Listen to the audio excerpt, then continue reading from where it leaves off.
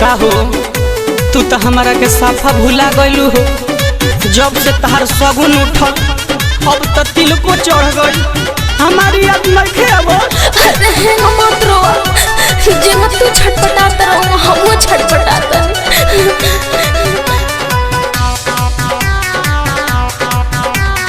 जिंदगी में बदरी हमारा छा जाई। हाँ तू तो जइबू हाथ दोसर पा जाई। कल हम माटे मर पड़ा जाई परस बरत आ जाई। कल हम माटे मर पड़ा जाई परस बरत आ जाई। कल हम माटे मर पड़ा जाई परस बरत आ जाई।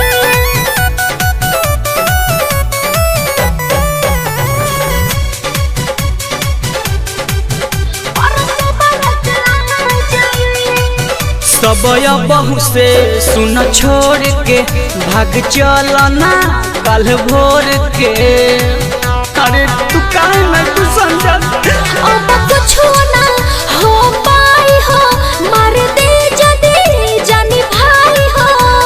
याद तोहरे हमारा के खा जाई रे। याद तोहरे हमारा के खा जाई। कल है माटे मर पड़ा जाई परस बरत आ जाई। कल है माटे मर पड़ा जाई परस बरत आ जाई।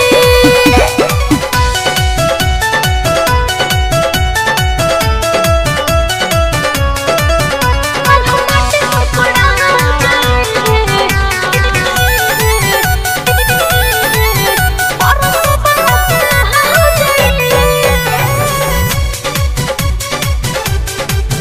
परस बरत आ जाई। हमारा संगे ठीक कैलू ना कही के काहे मोर भइलू ना। बताओ का दोष बारे।